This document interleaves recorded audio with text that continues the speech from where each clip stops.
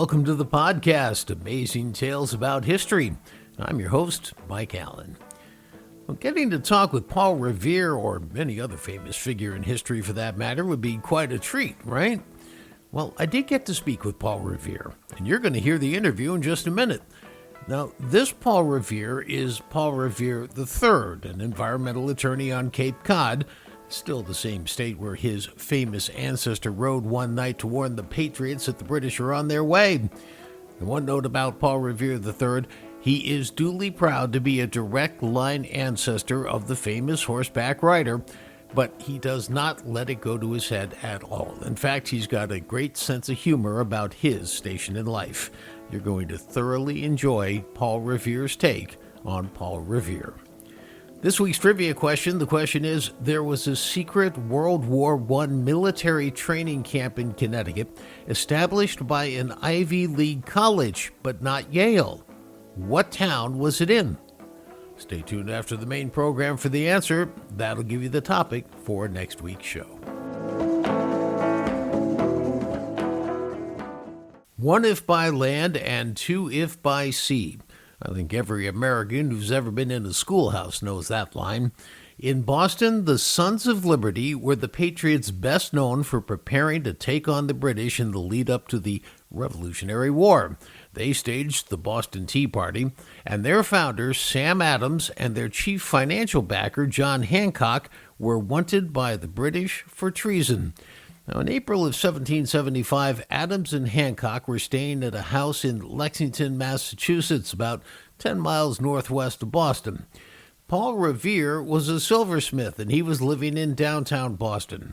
Revere had supported the revolutionary cause until that time by riding his horse, delivering messages, sometimes as far away as New York or Philadelphia. One of the leaders of the Patriot cause in Boston those days was Dr. Joseph Warren. Now, he had learned the British had planned a big mission in the direction of Lexington, leaving out of Boston. He was certain it was to arrest Adams and Hancock, so he went to Paul Revere and gave him an order to make a ride to Lexington to warn all the Patriots along the way that the British were coming. Now, everybody had expected the British would eventually go to Lexington to round up the dissidents and then go on the additional 5 miles to Concord to capture the munitions stored there by the Patriots. Everybody knew they were there. Now, there were two ways the British might go forward. One, a rather long march around Boston Neck, or they could take the shortcut, go straight over the water, and use their boats to cross the harbor and get to the other side in Charlestown much more quickly. Well, they had even come up with a predetermined way to warn those on the other side of the harbor and further inland of any British plans to either go by land or go by sea. And so it was that Revere told the minister of the Old North Church, "Hang 2 lanterns in your steeple in your church. That will mean the British are going by sea." Well, Revere went back to his home, got some necessities, and then went to the north end shoreline by the harbor, where 2 men were waiting to row him across the harbor to Charleston. Now, once there, Revere needed a horse, and turns out a supporter of the Patriot cause loaned that horse to him. Unfortunately, that would be the last time that guy would ever see his horse. So Revere rode to Lexington, while another messenger, William Dawes, rode on a different path. The hope was that one of the 2 men, Revere or Dawes, would make it through all the British checkpoints and alert Adams and Hancock. Well, Revere almost got caught and had to change his route, but he did arrive at the house in Lexington where Adams and Hancock were staying. He was welcomed in, told them what he had been told by Dr. Joseph Warren in Boston, and shortly afterwards Dawes came to the house as well, so they had both made it safely. After a quick bite to eat, they rode on just after midnight towards Concord because they needed to alert the people there to hide the munitions. Well, a British patrol came upon them, and Dawes was able to escape it, but Revere was not so lucky. He was held, a gun pointed at his head, for a couple of hours as the British tried to pressure him for information on his mission. Now, he didn't divulge anything, and in fact convinced the dozen British soldiers that a much larger force of Patriots was just around the corner and was getting ready to attack them. Well, they let Revere go, but they did take his horse.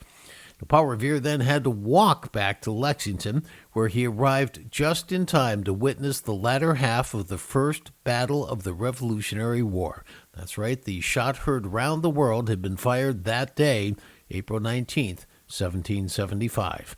Now, everybody in the U.S. knows of Paul Revere's heroics because the poet Henry Wadsworth Longfellow wrote an epic poem, The Ride of Paul Revere, telling us all about it.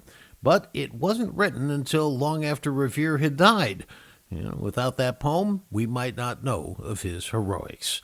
Now, when I learned that a direct descendant of Paul Revere was an attorney on Cape Cod and that his name was also Paul Revere, well, I just had to ask him for an interview. And there's a little surprise at the end of this discussion. Paul Revere recently got to meet the descendant of another famous patriot who was involved in the activities that night in 1775. For now, though, let's just focus on the Reveres.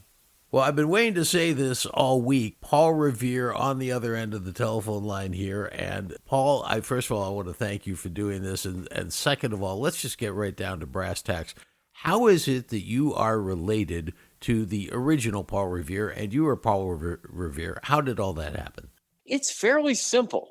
Paul Revere had a son in 1778 who he named after Joseph Warren. His name was Joseph Warren Revere.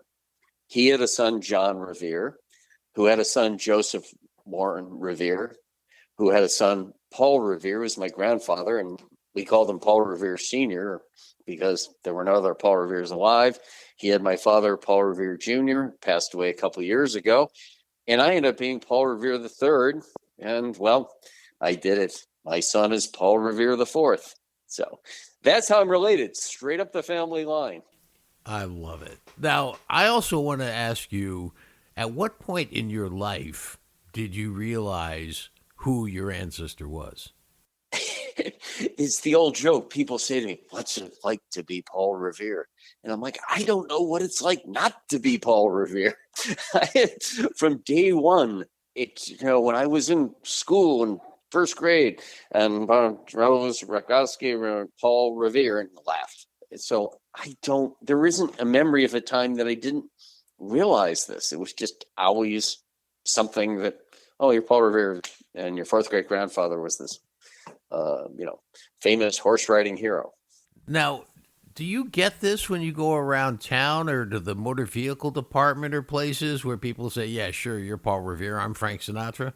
I feel complete open season to make fun of anybody's name because people do it to me every day. It's rarely I go through a day that someone doesn't say something when I say my name. Now, let me ask you this. I remember distinctly in school when I was a kid being assigned to read the Longfellow poem, The Ride of Paul Revere. What about you? Did you get a pass on that or did you have to read it too? I get the pass. I get the pass on riding horses. I avoid that. Too many jokes. But no, I've actually probably only a couple times in my life ever read the whole Longfellow poem. Now, in all seriousness, have you ever sort of felt an obligation, I guess, to start where your ancestor started that night and getting the order to get on his horse and ride to Lexington and maybe even get a horse and ride up there? Did you even ride horses? No, I don't. There's no genetic feral desire to ride from Boston to Concord at all. So now in semi-serious form here. So, when you think about your ancestor and what he did that night, I mean, there were so many times during that evening when your ancestor could have or almost did, and in fact did get caught. I mean, he escaped capture by the British a couple of times, got near misses, and then finally did get captured in between Lexington and Concord. Did you ever stop and think about just how harrowing that was? I think about my marriage and telling my wife that, oh, I'm going to go out, might not make it back, and have fun with the kids if I never make it back. No, it's incredible the things that he did, the ingenuity to escape and dodge things, and the bravery just to do that. That's all. I mean, I think, he had that, probably bravery is a combination of brains and just a little chutzpah and going forward and doing what he did. But it's incredible the things he did. And I certainly know that if I did those things, it might be I'd wait a while before I told my wife, because she might say, you're incredibly stupid. I could have been left alone. I imagine there was some of that in the 1700s as well. I couldn't agree with you more. It's interesting, too. You had mentioned before we started recording something that I was unaware of. I mean, you always hear about the Sons of Liberty as the big Revolutionary War group, and I knew there were a couple of other sort of side ones, but you said there were about 20 in the Boston area during that time, and your ancestor was a member of 15 of them, and they got him sort of in touch with different levels of society. Could you tell us that again? Well, okay. So David Hackett Fisher, I think he's a Brandeis professor, wrote a book on Paul Revere, and that was his theory, was how that Paul Revere was very central to the revolutionary period in Boston and to communication. And that's because he was an artisan. So he knew the people who, at the artisan class, who did things like built, silver like Paul Revere did, but carpenters and things like that. And he knew the people who worked for them, okay, who were the lower class, as I always say, the groundlings of Shakespeare. But at the same time, because he sold silver, he also knew the upper class, the John Hancocks, the Adamses of the world, who were lawyers and merchants. And David Hackett Fisher's theory is that if you look through these various revolutionary groups and records, you see how Paul Revere's a member of the lower level groups that had the groundlings, people who do things. And he was also a member of some of the higher level groups that were people who were professionals and were merchants. And so that he covered a number of economic classes and was a person, this is David Hackett Fisher's theory, who could communicate across all of these groups and what was going on in these at various levels, from the highly intellectual groups to the, God damn it, we need to feed the wife groups, wife and kids. So that's all. But it's an interesting theory. You'd have to read David Hackett Fisher's book. Now, one of the things that, when we're going through school, we're hearing about, one if by land, two if by sea, and Paul Revere's Ride and the Longfellow poem and all that. One of the things that I don't think I learned at the time, certainly, and I'm sure a lot of people will be surprised to hear this, everybody always said he was the silversmith, and you hear about Paul Revere's silver and whatnot. And yet it's the Paul Revere Copper Company, and I was unfamiliar with the connection with copper that your ancestor had. Can you tell us that story? Okay, so you're working with metals, Paul Revere always was, and Revolutionary War ends, or as it's going on, he starts doing things like trying to cast cannons for the military, how to do business. And cannons are made out of brass and various materials, and then he starts to move into trying to smelt copper, and ultimately found something called the Revere Copper Company in 1801. It becomes incorporated in Canton, Massachusetts. Okay, and that copper company, of course, as it's famously known for, made the copper sheathing that went on to the USS Constitution. That company, my family was involved with Joseph Warren Revere, as we mentioned, John Revere, and a couple of my great-grandfather's brothers. It gets it through various mergers and the like, becomes part of something called Revere Copper and Brass, the pots and pans. My father starts working for them in the 50s. The family's long sold out of the company. And that company, Revere Copper and Brass, gets split apart. And there's still pieces left of it. A company called Revere Copper, based in Rome, New York, used to have a plant in New Bedford. And I actually serve as outside counsel.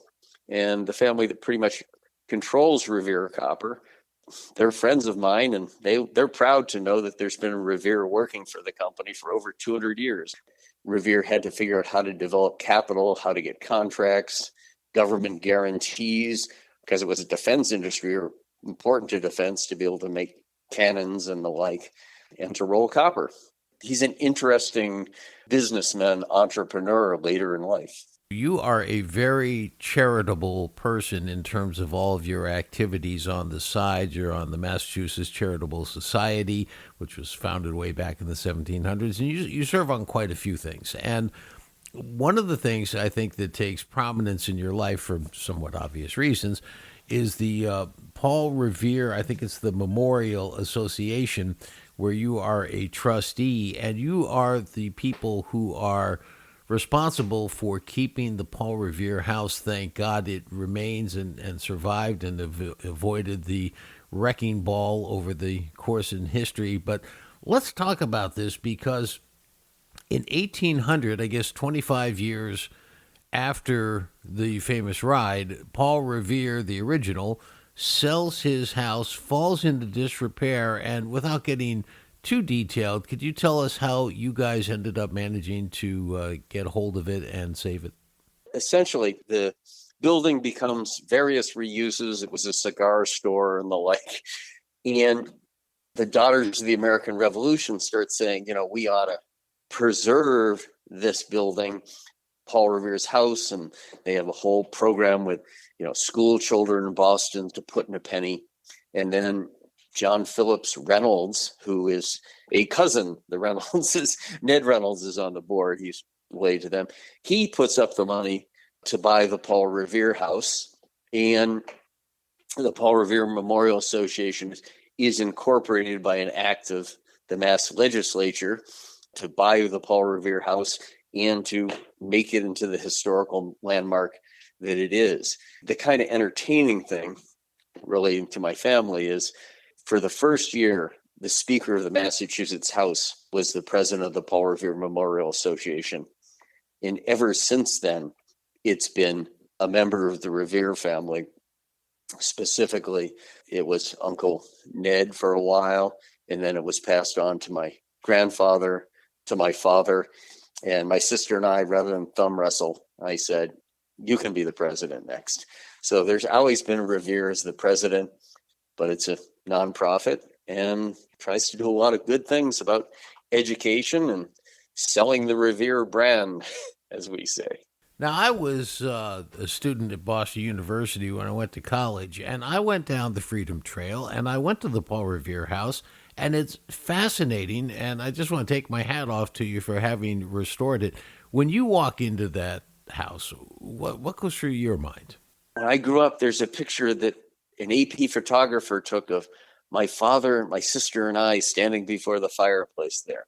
My whole life, I've probably been to the Paul Revere House at least once a year, once every 2 years. I went to law school in Chicago, and I lived in the Midwest for a little period of time. But it's just always sort of been a family thing, and it's been there. The kind of fun history, too, as you mentioned it, is my father was pretty smart on one thing. We had the Revere House sitting there, and as my mother used to say, back in the 60s, he had retired firefighters who would work there. And he'd get calls on the phone occasionally. I went there and everybody was drunk. And he's like, well, okay, man, we'll see what we can do. Well, my father realized that with the bicentennial coming, there was a lot going on in Boston. And he had the chance to make the Revere House into a real professional museum. And so he hired a professional museum director at that time. And the Revere House had a boom of visitors over the bicentennial time, and it allowed it to really become a professional museum. And right now we have a full-time staff of 7 or 8, but we have, part-time staff who are interpreters who manage the various guest services that go through there. But it's really become a professional museum, and it was because of the forethought of my father to hire someone before the bicentennial. Right now, we have the oldest wooden structure in the city of Boston. We have the oldest brick residence in Boston, the Hitchborn House. And a few years ago, we bought an adjacent row house and turned it into a visitors center. So it's become a very interesting place. And I got to say, it's a huge thing is our executive director, who's been there for 30 plus years, Nina Zanaria, is such a professional at doing things that she's made it what it is. I have to wonder, For somebody in your shoes, if you think about the fact that, Henry Wadsworth Longfellow wrote this poem about your ancestor 85 years after the fact of the ride, if he had never written that poem at the beginning of the Civil War, all of this about your ancestor may have been lost to history. Does that ever cross your mind? Yeah, it's kind of, and I think you're right. I mean, he was kind of a local regional hero. Wadsworth made him a national hero, but without him, you wouldn't have the national presence and knowledge. I probably would have faded a little more. The Revere Copper Company and all of that, that the name probably would have been pulled to the top of the company in the 1920s because it was a great trademark, because the family had basically sold the company by the early 20th century. And if Wadsworth hadn't done that, the name probably would have faded into oblivion. Now, lest anybody think that the Revere family is the only one to live on and continue the name Paul Revere, I understand there's a story that you were going to the rededication of the Lexington Battle Green and you bumped into somebody else who had a historical name. Can you tell us that story? Oh, well, that's, you know, everybody has a great grandfather. And I'd heard about this person before from a friend of mine who was a lawyer, because he joked, he said, I got a new secretary, and you're the third call I've had this week. She's really impressed. I mean, I know this guy, David Rockefeller, he called me, and then Sam Adams called me, and now it's Paul Revere. So the name is Sam Adams. Sam was a lawyer in Boston. He died a couple of years ago. But when I was at the rededication of the Lexington battlefield in the early 2000s, I was standing in the stands next to him. And we joked. I said, you and I, we've got a lot in common. We've got a lot to talk about. He goes, sure thing we do, Paul. Name was Sam Adams. He was descended from Sam Adams, of all people. And there are people around there. There are not many Reveres. One, because it's a made-up name. It was an anglicized Revoir. And the other was that Paul Revere had mostly daughters, and only Joseph Warren was the only one to have sons. Ned Reynolds, there's a guy I know, Peter Wilde, Sean Connolly. We're all equally related to Paul Revere. I just happen to have the name. Paul Revere III tells a great story about his father, Paul Revere Jr. Seems his dad was driving one Monday on Route 2 in Massachusetts between Lexington and Concord, northwest of Boston, the same route that the original Paul Revere rode that famous night. It seems his father was going a little bit over the speed limit and was pulled over by the police. The officer took his license, went back to his patrol car, and returned a few minutes later and said, no ticket, no warning, you can go. Well, that Monday in question, it happened to be Patriots' Day, celebrated in Massachusetts. Paul Revere III said he didn't believe his father's story until years later when he ran into a fellow attorney who told him the story of a state cop who he knew who had told him that he had pulled over a speeder on Patriots' Day on Route 2, but wasn't about to give Paul Revere a ticket on that stretch of roadway on that particular day.